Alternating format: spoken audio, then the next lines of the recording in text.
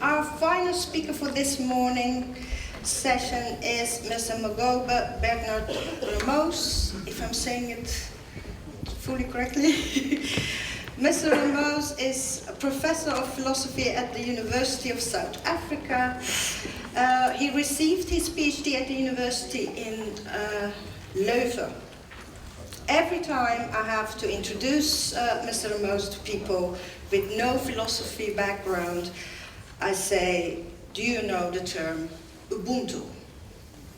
And I'm really glad to say that most people around me say yes in a very proud manner.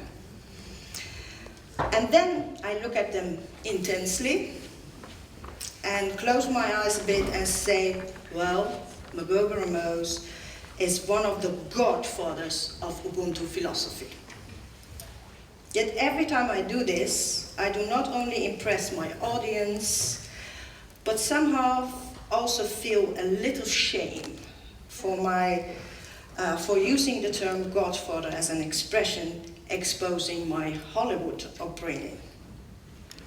What I have learned due to Mr. Ramose is opposite of godfathers. Godfathers do not affirm life. Ubuntu philosophy is rather an acknowledgement of life itself.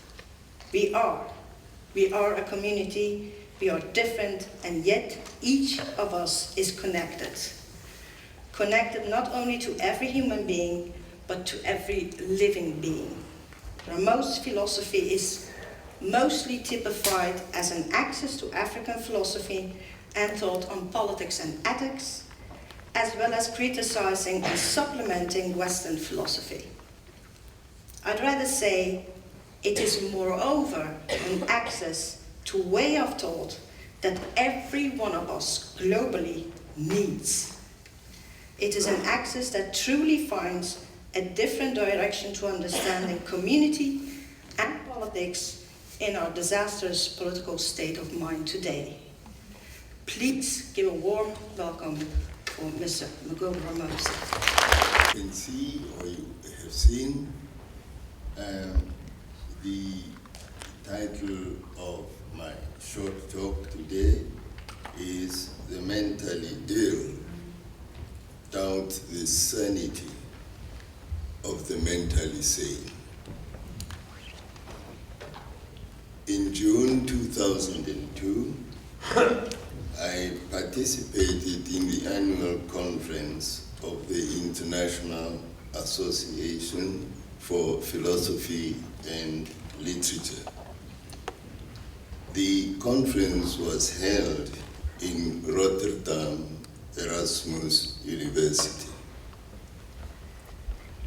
The theme of our session was the stranger between oppression and superiority. Close encounter with Heinz Kimmerle. The title of my paper at that time was "The Question of Identity in Intercultural Philosophy." It is now the second time that I participate in yet another conference in Rotterdam, focused on the stranger. I wonder if this is a reflection of Rotterdam's fascination with or revulsion of the stranger.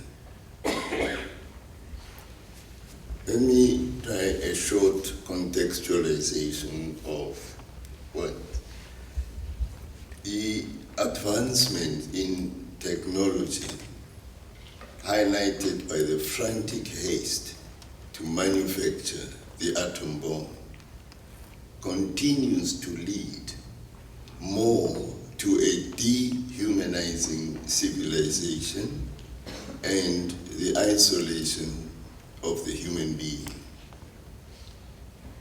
The MAD, M-A-D, standing for mutual assured destruction, the mad condition that prevails today between East and West, despite the end of the Cold War, feeds on the unethical fiction that life is mutual destruction. This is in sharp contrast to the African ethical maxim that life is mutual aid. In our language, we call that litsima. It is perhaps more precise to suggest that technological advancement leads to insane alienation in the cocoon of isolated, splendid comfort, or perdition in the open miserability of structural but preventable death. The former is the systematic destiny of the few who over-enjoy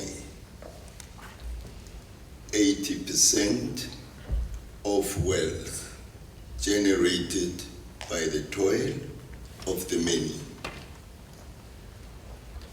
The latter is the lot of the more than bottom billion condemned to poverty, extracted from the communal wealth of Mother Earth. Jobomania, that is to say, the job creation syndrome, is the faith of the many in an economic structural design that demands few jobs for maximum profit. Recycling the human being in the orbit of impersonality affirms usefulness as the primary criterion of valuing human dignity in the civilization dominated by profit-making. Against this certain argument, when people determine to care for nothing but what is directly and obviously useful, the days of their own usefulness are already numbered. Jobomania feeds the normalized insanity imposed by democracy. Please note, I'm not saying democracy, I'm saying democracy. So Jobomania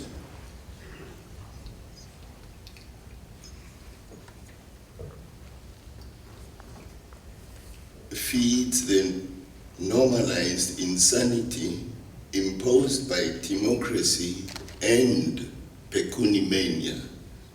By this I mean the insatiable and irrational love of money.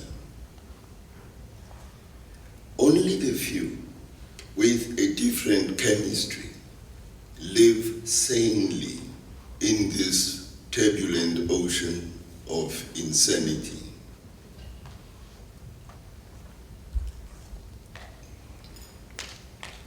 But even these few do not have total exemption from insanity if we remember Pascal's observation that men are so necessarily mad that not to be mad would amount to another form of madness. Does it follow from this that everyone has the right to be met? If the answer is in the affirmative, then by what right does the Nyanga or shaman, the psychologist or the psychiatrist interfere in the exercise of this right?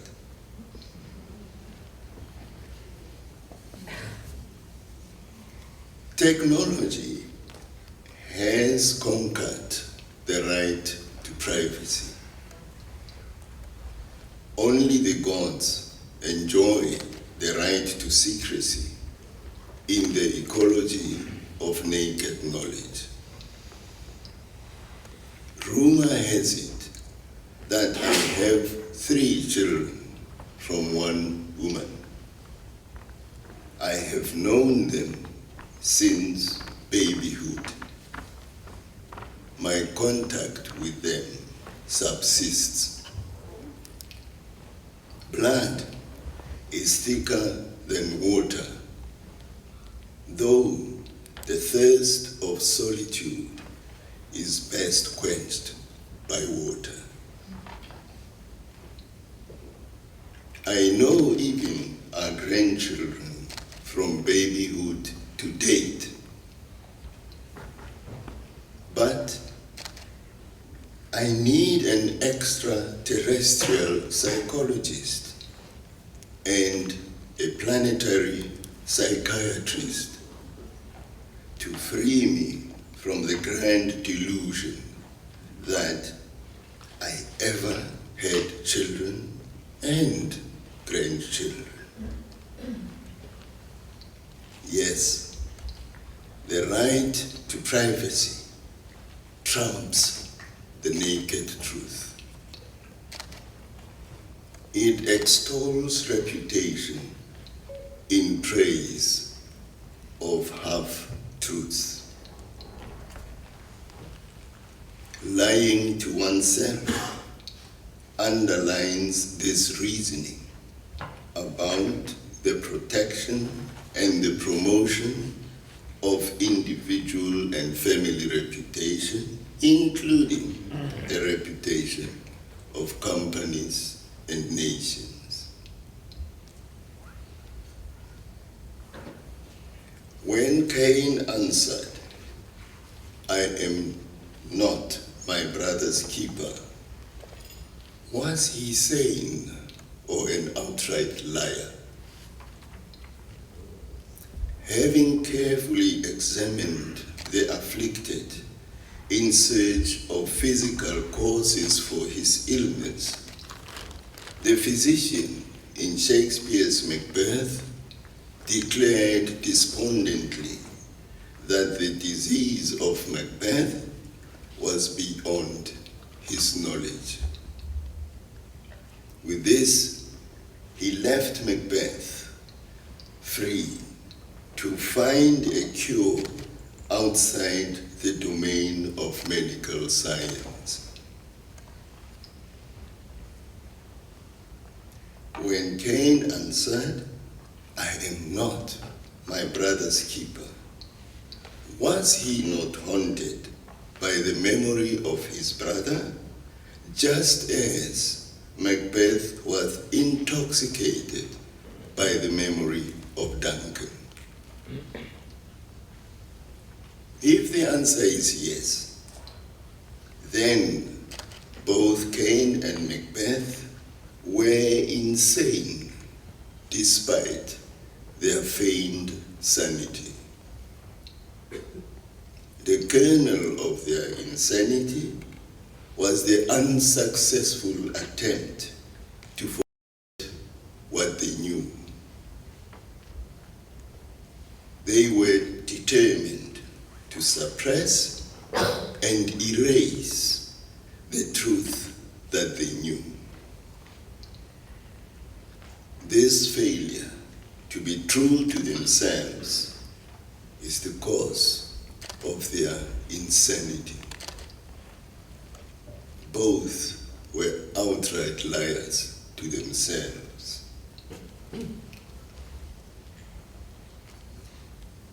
Living facade of truth in defense of reputation is to sink into the insanity of being stung by any potentially adverse remark about oneself, including the remark from a parrot.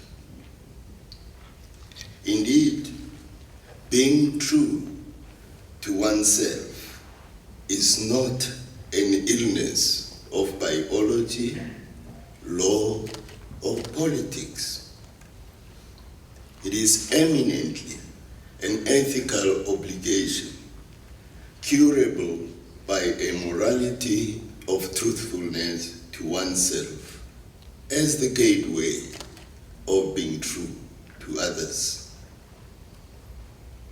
The burden of Cain's Macbeth and Macbeth's insanity was their transgression of the ethical obligation to be true to oneself, manifesting as their constant urge to sell their lie to others.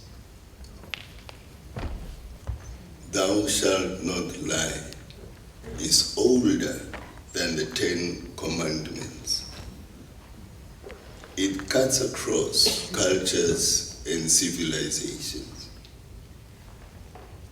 It is the moral law obeyed more in the breach than the upkeep. Untruthfulness breeds the stranger within oneself. It kills moral integrity. It shatters trust. The stranger in the city begins with the stranger within oneself. Understanding Cain and Macbeth from this perspective means that there is an inseparable connection between untruthfulness and madness. Madness is preeminently a spiritual or intellectual illness, since there is no serious biological cure to it. Can mad persons be untruthful, since their understanding of things appears to be diminished and impaired, with logic being one of the major casualties? Is it so that those who classify others as mad are themselves actually mad, since it is possible that their classification might fail the test of truthfulness?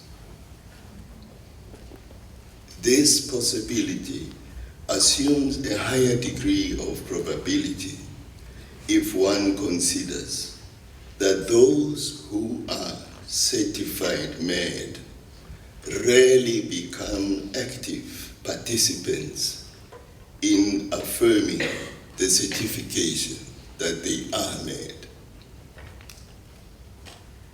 Perhaps the expert certifiers should entertain the suspicion that even the mentally ill may doubt the sanity of the mentally sane.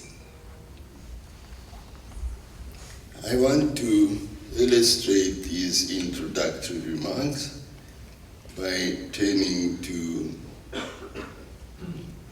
a brief expose of the philosophy of Ubuntu and see how it relates to the question of healing. I choose Ubuntu, the philosophy of the indigenous peoples of Africa, conquered in the unjust wars of colonization. To many, Ubuntu is encountered as a stranger. It is perceived as someone hiding either the ravishing beauty or the monstrous ugliness of its face behind the veil. Meeting this stranger ignites the burning desire to see its naked face and body. The compulsory striptease of the stranger is unmatched by the voluntary exposure of the nakedness of the host. Indifference is the standard price paid for the unmasked face of the stranger. The epiphany of the face is for those with poetic sensitivity or philosophical curiosity. According to the philosophy of Ubuntu, community comprises of the living dead, usually referred to as the ancestors, and the yet to be born. Harmful disturbance to the balance and harmony of the relationship between and among these three dimensions of the community is unacceptable, and the ethical obligation to restore the balance arises. The spirit or the mind is not the brain, though the brain, in the case of human beings, appears to be crucial in comprehending the life of the spirit. Many philosophies of the indigenous peoples of Africa conquered in the unjust wars of colonization describe spiritual or mental illness as tsa simoya. Tsa simoya. That's one of the vernaculars we use, and that means matters of the spirit. Tsa simoya has a religious dimension to it. However, this does not necessarily require a theologian as the primary and exclusive custodian of Tsasimong. The second point I wish to make with regard to Tsasimong is my concurrence with Satan that if we would understand the intellectual development of a people, we must take into account its religious problems and feelings. And this implies some knowledge, not only of its own religion, but of various other religions. In the West, mental illness is the province sometimes of psychology or psychiatry. Consonant with its inclination to fragmentation in science and society, the idea of mental illness in the West generally disregards the spiritual category. this exclusion is questionable, since the brain is not the proven seat of the mind or the spirit.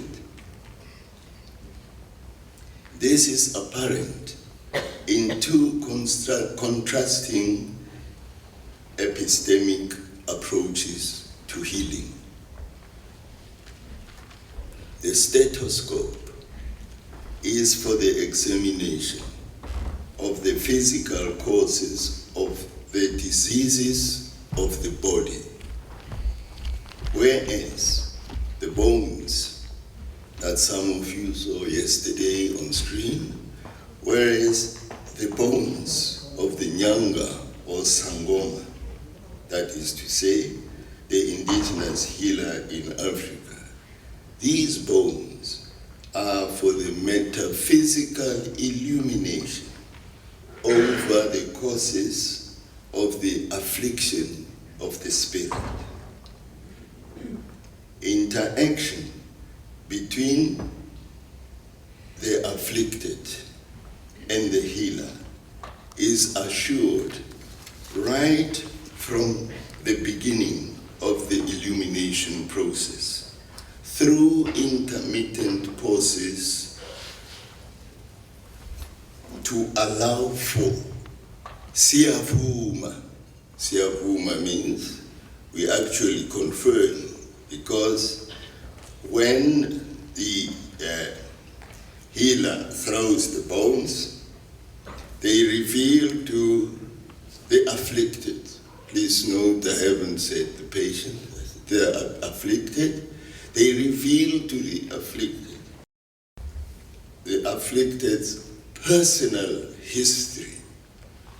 And because there could be some mistake in this revelation, the healer pauses to wait for the afflicted to say, yes, what you're telling is true. It must be a process.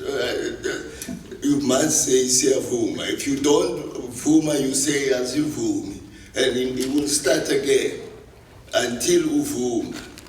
So the history that you're being told will be the history that you yourself have confirmed. So the throwing of bones, as we have seen yesterday, is actually done by the Nyanga or the Sangoma. Well, the Nyanga, since I referred to the term metaphysical,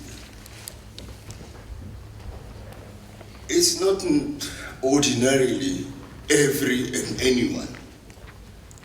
The Nyanga is called by signs of affliction to become a Nyanga. And luckily, I don't have to repeat what we saw yesterday. There is a lot of training that goes on before the Nyanga is actually permitted to practice as Nyanga or as Sangoma. Indeed, I have been witness to many such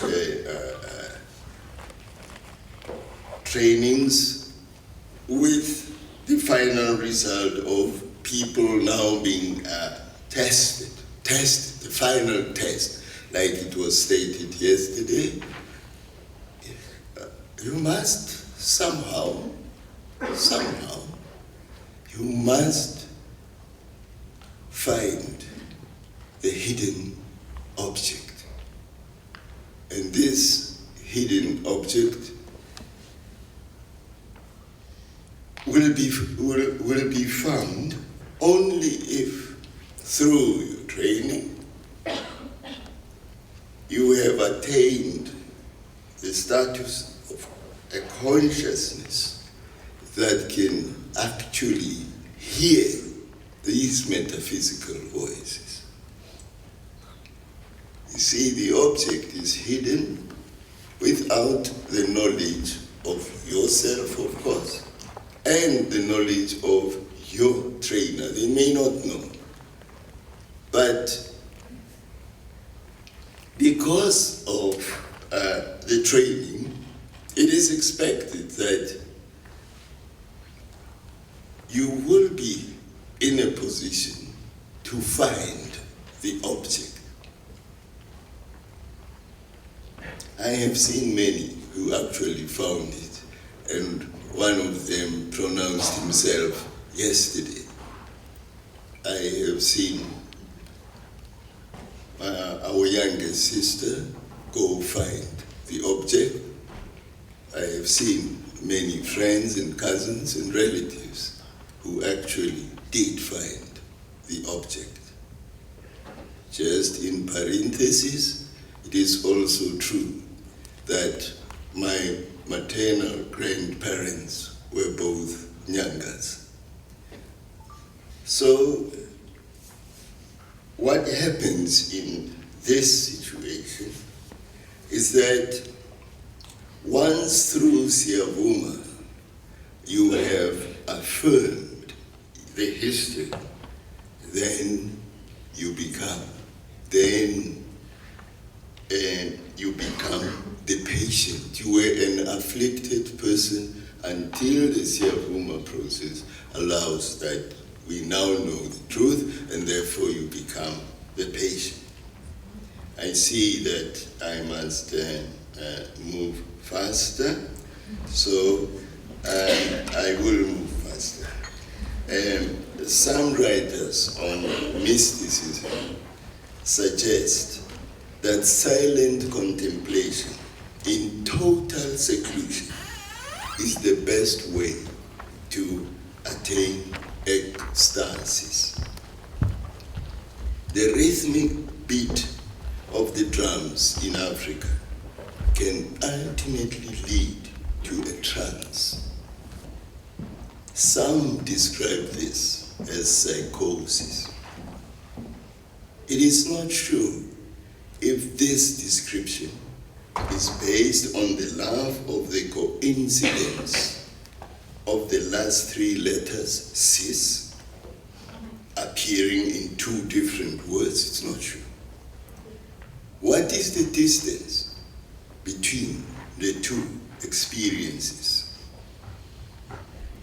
In what way does the distance, if any, show the difference in meaning between the two words? For Thomas the Unbeliever, I did go on a visit to the University of the Orange Free State in 2012. And after long discussions with colleagues around epistemology, we took a walk to the library. I asked them to show me the library. So they took me around. Along the way to the library, there was a huge area where students gathered for all kinds of things, for meals, for typing, for book buying, for eating, all. So as we just walked past, going to the library, and I had a very strange feeling. And it really urged me to look behind me. Finally, I stopped and looked back. And so there was a young man in very high speed running towards me. I was wondering, my goodness, what's gonna happen? So I really stopped and decided to wait and see what was going to happen. So this young man came running, was finally stopped, panting and shouting at me, pointing a finger at me. Yes, you know my father. Tell me, what did my father look like? You know him. You know him. Tell me, what did my father look like? Please tell me. Oh, please. I said, please be cool. Let me look at him. I looked at the boy. I've never seen him from Adam, but I knew his father. Indeed, I knew his father, because his father was, together with me, a political activist in South Africa. And we were together in many situations of political activism. And so his father went to Lesotho into exile. At that time, the mother of this young man was actually pregnant. Well, I went into exile in this part of the world. So, then at the time, the people, the rulers of South Africa, decide to invade refugee areas in Lesotho. And so the father of this young man was killed, and this young man never got the chance to know his father. And so I asked, we talked and talked. It looked like him. I was under no illusion. I could tell him, so we are in contact until today.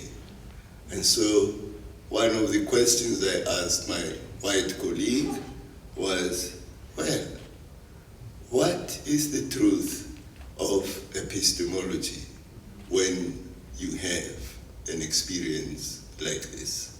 I thank you for your attention.